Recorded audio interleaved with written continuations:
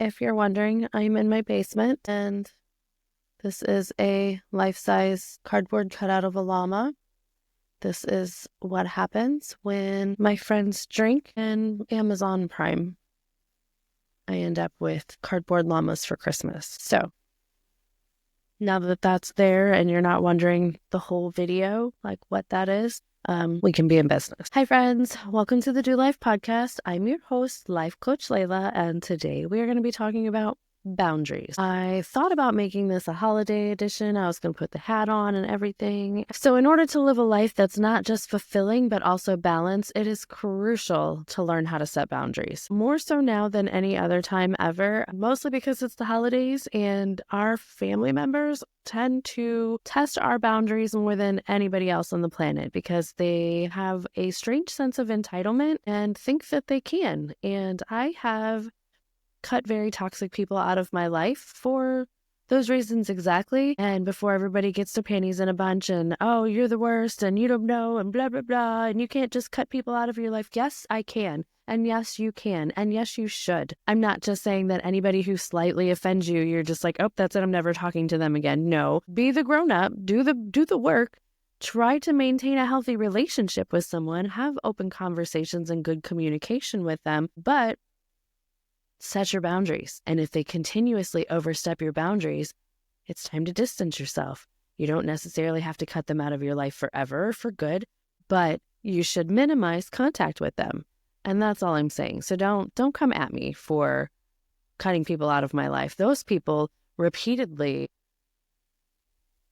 disregarded any and all boundaries I set for myself and my children have also cut those people out, not because they were following suit, but because they are smart and understood when someone doesn't respect your boundaries, they don't respect you. Point blank. All right, end of episode. You guys have a great day. I'm done. No, just kidding. Kind of, but not really. Anyway, boundaries. Why do they matter? Boundaries are the limits that we set in our life to protect our personal well-being, whether that be in a relationship, in a professional environment, with a friend, with a coworker, or just your personal time in general. They're not just rules.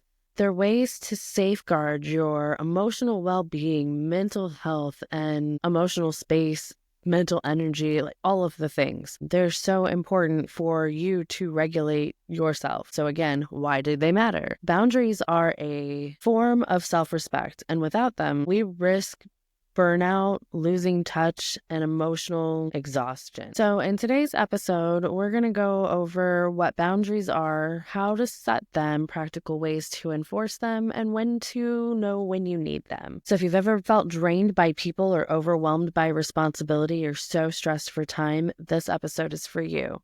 Let's start by defining what healthy boundaries really are. At their core, boundaries are the line that define where we end and others begin. They help you maintain emotional, mental, physical health by establishing limits that protect your well-being. There are 5 major types of boundaries. When we think about it, it is your emotional, your relational, your mental, time, and physical. And we can go just a little bit further into all of them. Your emotional boundaries are about protecting your feelings in your emotional space. Your physical boundaries deal with your personal space and how comfortable you are with people in it. You know, you hear the bubble all the time. Oh, this dude was totally in my bubble, or this girl doesn't understand personal space. That's a boundary. Time boundaries are about how you manage and allocate your time and or allow other people to manage and allocate your time.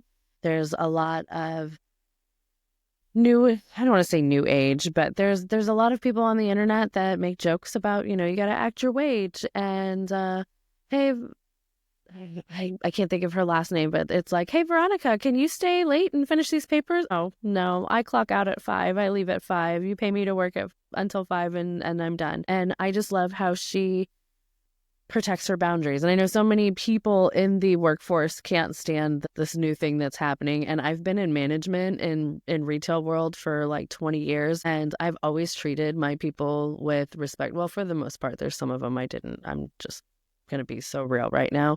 But for the most part, I treated my employees with respect and human decency. And I I made sure that I respected their boundaries and didn't force them to do things. I understood that they were people first and employees second. And I think that was a big thing that was lacking in the workforce. And since COVID and people were desperate for employees and they were just taking whatever they could get, employees realized that they have a lot more power than they used to. And everyone complains, oh, they've got poor work ethic. This new generation, they've just got trash work ethic. No, actually, they don't have poor work ethic. They have a standard work ethic. They have more respect for themselves and their personal boundaries, time being one of them. I spent so much of my life working for a company that's now bankrupt and out of business, and I had 4 days off. I had 1 day off a month.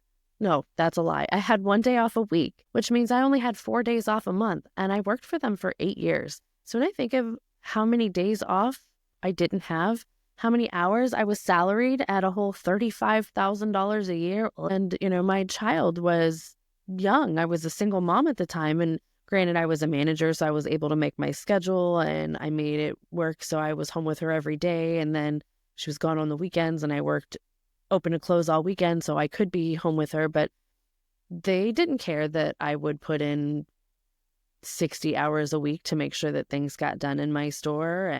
I wish I wouldn't have. If I'm being 100% honest, I wish I could have that time back. I wish that I would have the work ethic that the kids these days have or don't have, depending on what generation you're asking. So having time boundaries in the workplace is so important, and I wish more people would adhere to them. And I'm sorry that I'm rambling on about this one specifically. I guess I got a little triggered. So that's a fun thing to acknowledge to the rest of the world right now. But anyway, so there's that. You have that. Oh, where was I? I said emotional, physical, time-bound, obviously. Mental health boundaries are about protecting your thoughts and opinions. And relational boundaries help determine your boundaries in partnership or relationship dynamics. You can have relational boundaries with parents, with friends, with your romantic partner, love interest, children even. I know that's a new one and people get so offended. Oh, you have boundaries with your children? Yes, I have boundaries with my children. I saw a video of a girl who didn't want to share food with her child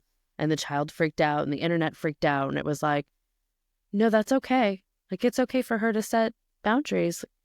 We never did. I would have never thought that. But my daughter was always just grazing out. Anytime she wanted to eat, I was so happy she would eat. She would never sit down and eat a meal. She would just constantly eat things. So I made sure she had healthy things.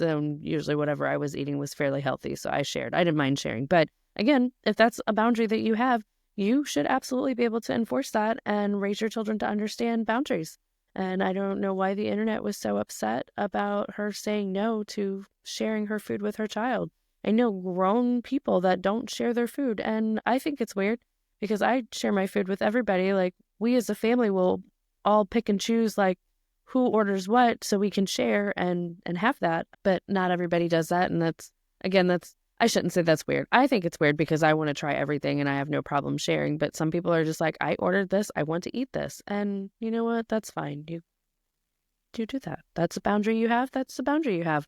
I'll respect that. I can still think it's weird and still respect it. I'm still not going to steal a fry off your plate if you don't want to share. That's rude.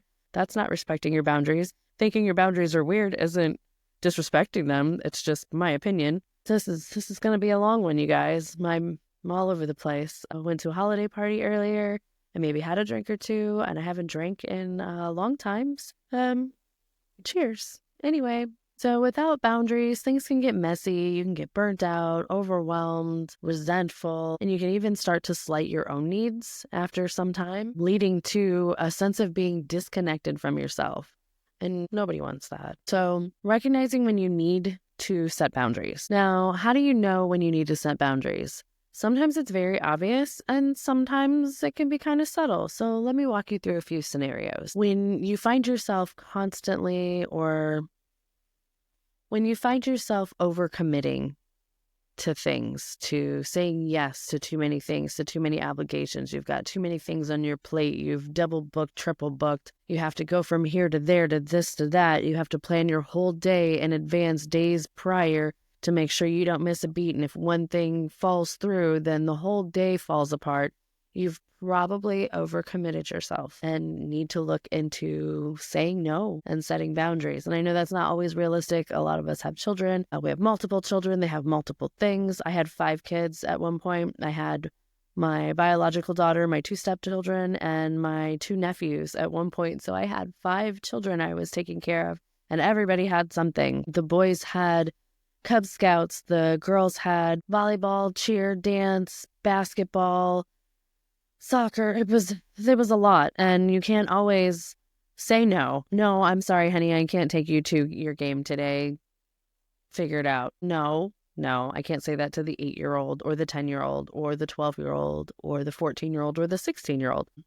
That's not their real ages. Anyway, no, I couldn't say no to them. That's not how that works. So I understand overcommitting yourself isn't necessarily something that you can control. But if it is, if you see you went to this party and this thing and this event and you're just exhausted, it's okay to say no. And it took me a long time to realize this. Like, I was so interested in just always being the one to, like, yeah, I'm down. I'm going to go here and do this and say this and play with this. And I never said no. And it's exhausting. It's super exhausting. And it doesn't matter if it's a work project or a social project, a school project, a friend project. It's just too many yeses lead to overcommitting yourself. So we'll talk about how to set some boundaries if that's something that resonates with you. Another thing that's a telltale sign that you should set boundaries is starting to feel resentful or drained towards friends and family and relatives and jobs and things. If you notice that your energy is feeling super drained after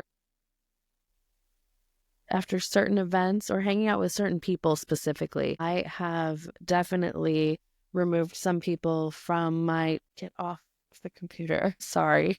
If you're listening to the podcast, there is a super rude cat butt on the camera. So if you're at a party or something, or you're around certain people and you notice that your energy feels exhausting afterwards, like you're just so tired and you're like, I shouldn't be this tired for hanging out with these people for 10 minutes or whatever it was. Sometimes those people need to go away. I don't want to say I've cut them out of my life, but I've definitely minimized the amount of time I spend with certain people that I felt was just kind of a one-sided relationship. Like, I wasn't getting anything from the friendship. Not that I necessarily need to or expect to, but it just felt like I was giving to them, and they weren't really respecting my boundaries, and they... This cat is so huge.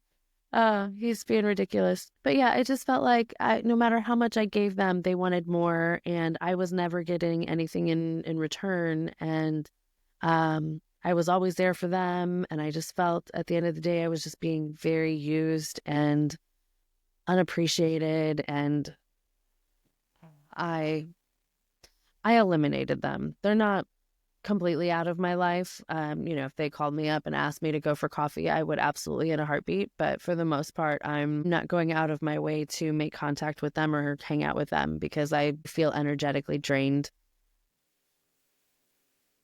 whenever they're around. You might need to learn how to set better boundaries if you have a difficult time saying no. Having a difficult time saying no is also another red flag that you probably need to learn how to set better boundaries. When you agree to do everything, you obviously have a hard time saying no. Not necessarily obviously have a hard time saying no, so I don't want to say that, but it's hand in hand, but it's slightly different. So when you say yes to everything, you might just be enthusiastic about helping or being there or being the person that people rely on. And then having a hard time saying no to things might just be because you feel like you're letting people down, or you're not there for them and they're there for you, or they have different expectations of you. So it's slightly different. So I felt like I needed to mention both of them just for that reason. And then last but definitely not least, if anything, most importantly, is letting people treat you disrespectfully. And this is a big one, and this is going to hurt a lot of people's feelings, but it should.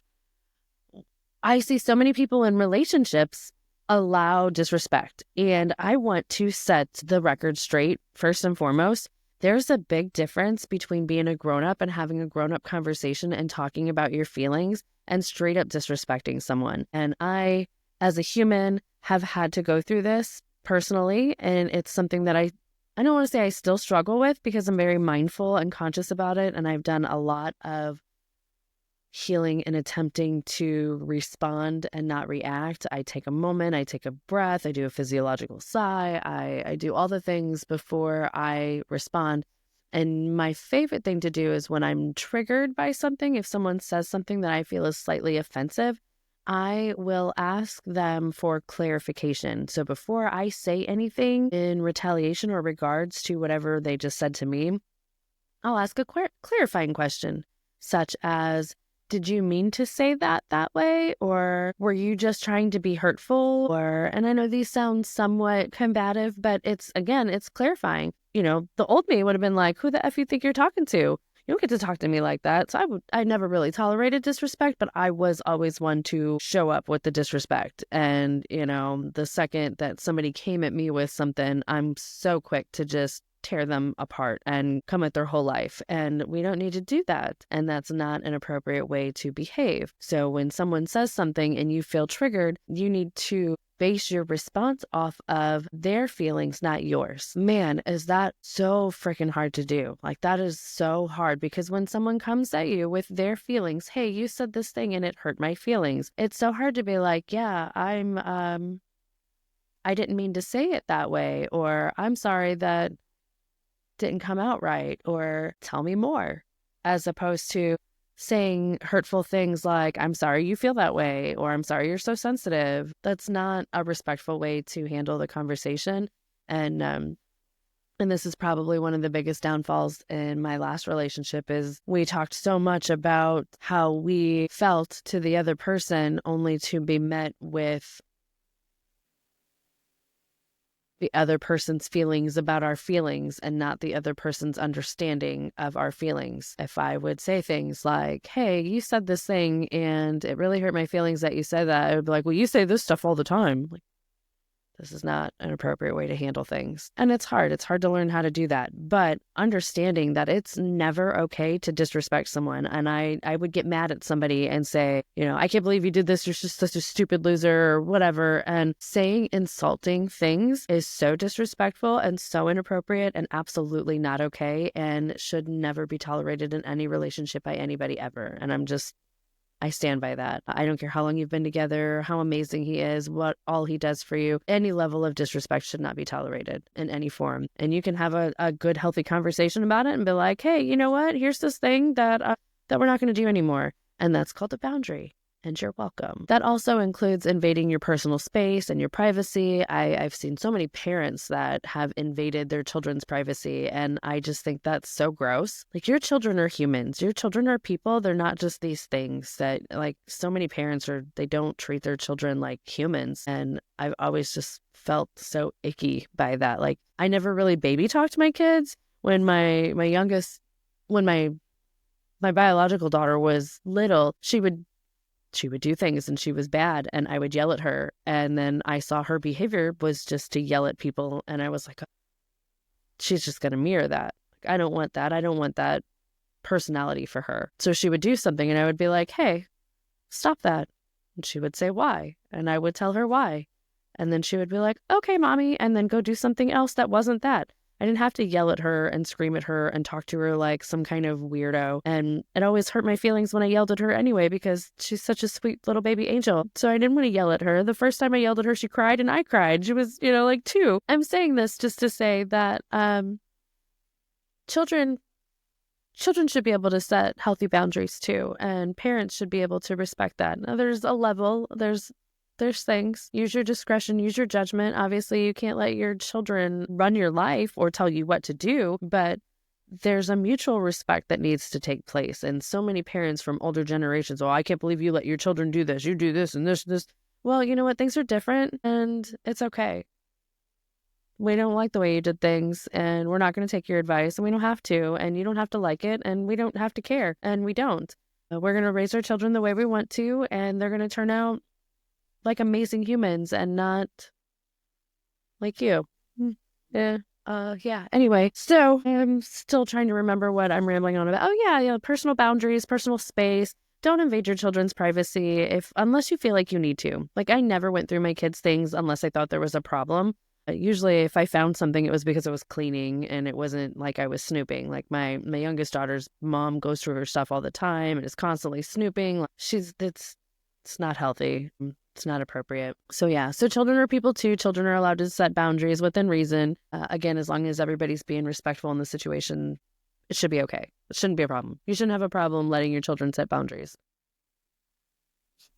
Maybe you should evaluate some things if that's the case. Okay, so let's take a moment of personal reflection. Where were you triggered? What did I say that offended you? What made you want to turn the podcast off right now? You don't want to deal with it. This is too stressful. Layla's coming at my life right now. She's talking about all kinds of stuff. Where are you triggered? What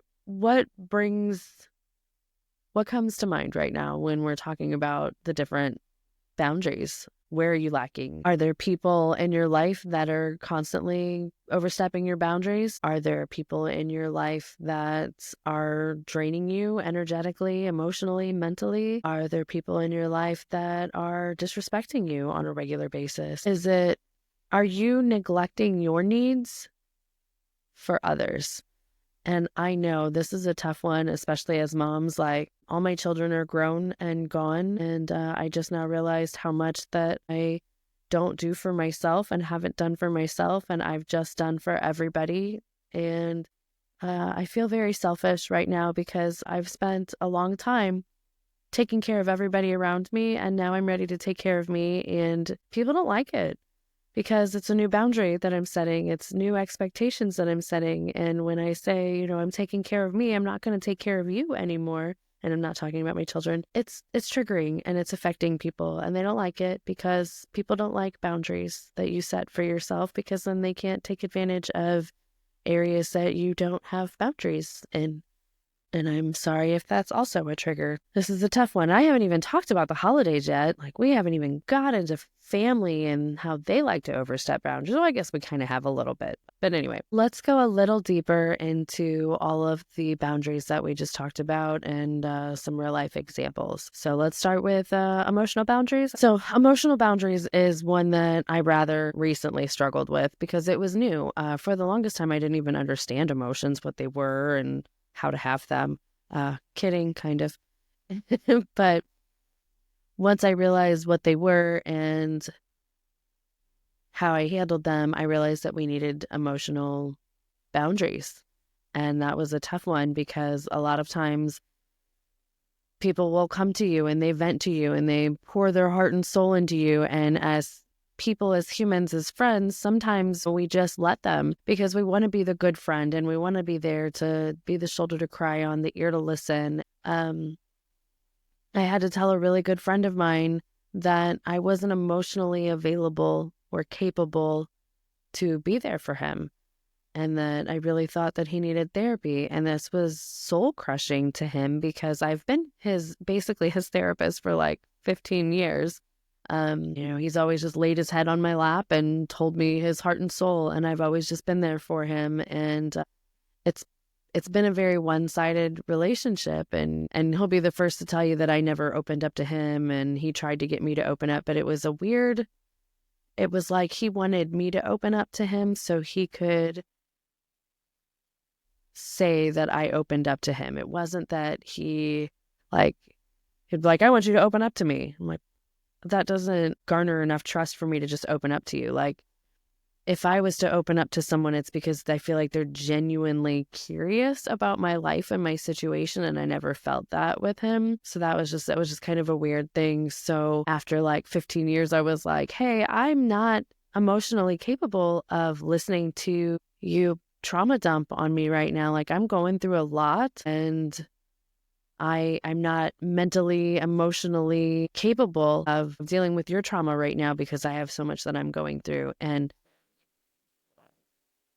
it was so upsetting to see his reaction to that because, like, as a friend, as a person that I genuinely cared about, I thought that they would be a little more understanding, but their reaction was very selfish and very telling and surprising, And I get it because, again, it was a habit that I had created. I let them come to me and talk to me and and pour their heart and soul out to me anytime they needed to. And I never had those boundaries because I never knew I needed them. I also never really needed them until I started dealing with a lot of things and trying to heal and grow as a person. And I'm realizing all kinds of things that are really wrong and fucked up in my life. And I was just like, wow, I need to process some things, and I can't be there for you. And it was really hard to say that. And it was really hard for them to hear that. And it was really hard to deal with the backlash and the aftermath that came from that. But it made me realize that, maybe they don't value our relationship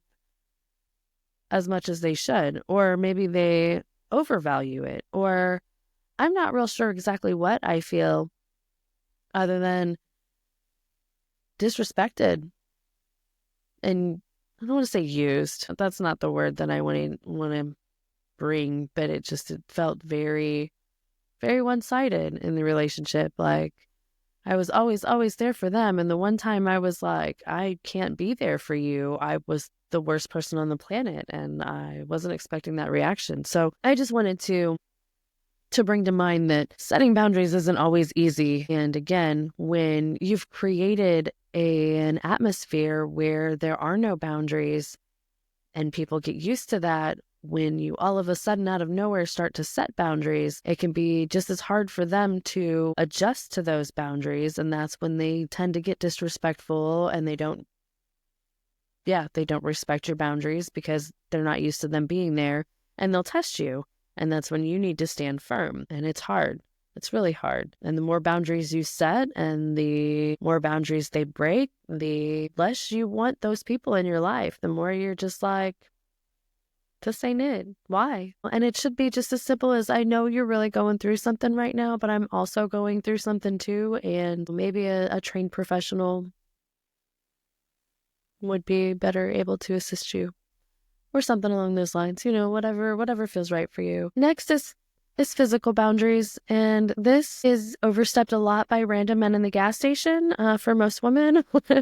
I laugh, but it's not funny. It's disgusting and I hate it. Please stop. But yeah, physical boundaries could also happen at work if, somebody keeps coming up to you and they're talking to you or they're touching you. And there's a fine line between overstepping a personal boundary and sexual harassment. Like sexual harassment, last I checked, was any unwanted physical touch. So somebody coming up and rubbing your back is sexual harassment and also a boundary. Also, something I saw recently is someone went to shake a friend's hand and she was like, oh, I don't do that. And he was like, oh, okay, cool. And didn't make a big deal of it. And just kind of like, he was like, you fist bump, elbow bump, whatever. She was like, no, I'll wave. And he was like, okay, whatever. And I think since COVID, people are a little more lenient about, having to shake someone's hand, where back in the day, if you didn't shake someone's hand, that was like such a big form of disrespect. And now people are like, all right, whatever. But I just thought that was so nice because I didn't know how he was going to react to that. I didn't know that she didn't shake hands, and I introduced him.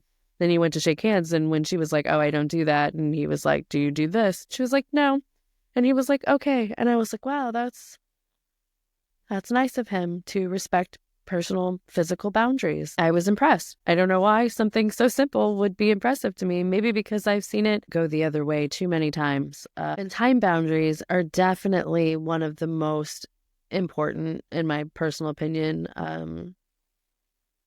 Again, I already went on a whole tangent about like keeping your time to yourself at work, but also outside of work. I have a whole episode on self-care and why it's important for men and women. And I think that setting time for yourself is super important. And when you set time for yourself, make sure you set an understanding and a boundary for that time. So if you have self-care Saturday scheduled and someone's like, hey, come have coffee with me, it's okay to say, no, I already have something planned that day. They don't need to know what you have planned. You don't have to feel bad for prioritizing yourself over them. And if they say, well, what do you have planned? Be like, oh, it's none of your business. You don't have to say that. You can be nice. You can just say, I've just got some things on my schedule, or, however you want to say it. You can tell them the truth. And you'd be like, well, it's my me time. And it's the only time I have to spend with myself, and it's non-negotiable. And that's a boundary I've set. And again, see their reaction. You'd be surprised when you start setting boundaries and paying attention to people's reactions. How many people disrespect your time and your boundaries And again, I don't want to say that that's our fault because we haven't set them before and they're just used to going against them, but it kind of is. And it's okay for them to be a little confused at first, as long as they're not disrespectful. If you say it's the only time I have to spend with myself and it's really important that I have a self-care Saturday, and they're like, oh my gosh, I can't believe you're not going to go to coffee with me because you want to sit home and take a bubble bath or, whatever. That's disrespectful. So do better. Mental boundaries. Oh boy. So where are we at with this? So mental boundaries are mentally exhausting. Especially here in America with political. Everybody wants everybody to believe what they believe and think what they think is the truest and most ultimate. And I want to be the first to say that I don't care about your opinion. I don't want to know it. I know what I know and what I believe based on the research that I've done, and I know that I feel that that research is credible. I don't know where you got your information from, what research you've done, and I don't care about your opinion in the most respectful way. Like, I don't mean to say that so rudely, but I really don't. I don't care what you think about religion. I don't care what you think about politics. I don't really care. Any of the controversial things, none of it. None of it. And there's one thing if you're having a conversation, there's a big difference between having a conversation and a debate, or a healthy debate and an argument. There's fine lines in between each level. And having a conversation with someone, if you do care, or somebody really cares that you know something, I'm fine with asking questions and being inquisitive and acquiring certain information. But when you try to force me to believe the things that you believe, that is a straight disrespect of a mental boundary. Like I said, I know what I know based on what I've researched, and I don't necessarily trust your research, not you personally, but most people in general.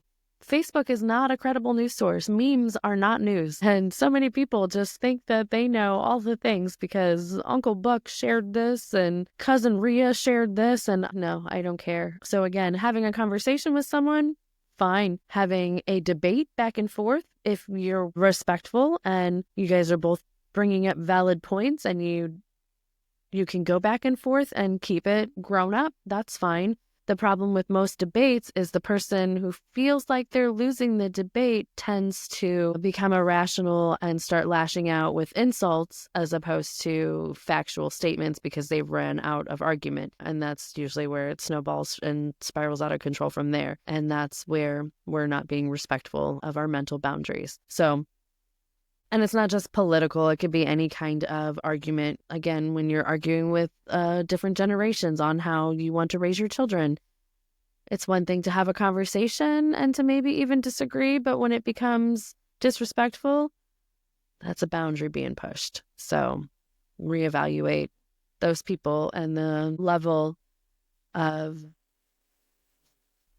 involvement they have in your life. Last but not least, relational values. This is something we've briefly talked over. When you're having an argument with someone and you say it's okay for you to share your thoughts and feelings and opinions, but you don't get to raise your voice at me. You don't get to insult me. You don't get to call me names or disrespect or degrade me. Those are boundaries in relationships. If you have a friendship and the friend is just constantly gossiping and talking about other people and you're just like, I'm not interested in doing that. I don't want to do those things. They should be able to respect that as a boundary. In a relationship, you come home from work and you say, hey, I know you've been at home with the kids all day. I need 10 minutes of myself to just decompress from work before I take the baton. Let me have an hour to just breathe and be myself, be at home, maybe close my eyes for a second, just let me get rid of work so I can be fully present with my family. And then you could go take a break for an hour and do whatever it is you want to do, and I'll hold down the fort. And those are healthy boundaries and healthy relationships and things that you should be able to do. It shouldn't be a fight or an argument to just say that, hey, I need these things from you, but also here's what I'm willing to do in exchange for those things. Like, it has to be a balance. Relationships are about balance. I don't ever want to say it's 50-50 because it's very rarely 50-50. It's usually 80-20. and it flip-flops. Who's the 80, who's the 20, and depends on the situation and what we're doing. So setting these boundaries will require some sort of assertiveness, and you will have to stand firm in your decision. So when you are thinking about what boundaries you need to set and how you want to set them, also think about how you plan on enforcing them and making sure that the people around you are not overstepping your boundaries and not taking advantage of you, even if they have for years, which I guess leads us right into how to enforce your boundaries. And I know it can sound kind of daunting and intimidating at first, but again, once you have a clear understanding of what your boundaries are and why you have them, why you need them, and what happens if you don't get them. If I don't have that hour after I get home from work before you and the children require my undivided attention, I'm still going to be so scattered and so spaced. I'm not going to be fully present, and you guys are going to think I'm the worst person ever because I don't have that ability to process what's going on because I haven't been able to decompress from work. And this is just an example that I'm using, but you understand that it's for everybody's best interest if you have this time to yourself, and you're doing them a favor. If you're at work and they're giving you so many projects, you can't fulfill those projects. You're not doing anybody any favors by taking these. In fact, you're probably doing more harm than good because you're making yourself look bad because you're either putting out poor work or rushed work or hurried work, or you're not getting things done in time. You're also taking away things from other people that maybe are willing to hey, let me take this project so I can show that I'm good at that too. So you're taking things away from other people potentially. But there's so much balance in all of these things. So when you're setting boundaries, it's not just setting boundaries for yourself. It's for the greater good of everybody involved most of the time. So when you start setting boundaries, start small, baby steps. We can work our way into it. Start small by declining a social gathering. I can't tell you how many times I've agreed to do something, and then when the time comes to do it, I'm just like, who was I? Who was the person that agreed to go to this? Because I want zero to do with this thing, and I don't know who it was that agreed to go, but it wasn't me because I don't want to go. I don't want to be here. I don't want to do the thing. I don't want to put pants on. So kind of take that into consideration. How many events are you going to where you're just like, man, I wish I wasn't here? If that happens way more than it probably should, you might want to set some boundaries and start saying no. Again, saying no to something small and trivial, even like I just said at work. Hey, can you do this extra project? Actually, no, I'm still working on the last 3 projects that you gave me, and I don't want to put out bad work or be rushed or not get these other ones done in time. So if you can find somebody else that would be better qualified to do that currently, that would be great. Thanks. It's an easy, non-confrontational, not aggressive way to set and withhold a boundary. So baby steps, start small, and make sure that you're clear and concise, not like, oh, I don't know, I don't think I can take on this project. I already got these other 2 things. I just don't think I can't. No, I cannot take on this project if you want me to complete the other 2 projects that you gave me. No is a complete sentence. No is not a bad word. It's okay to say no.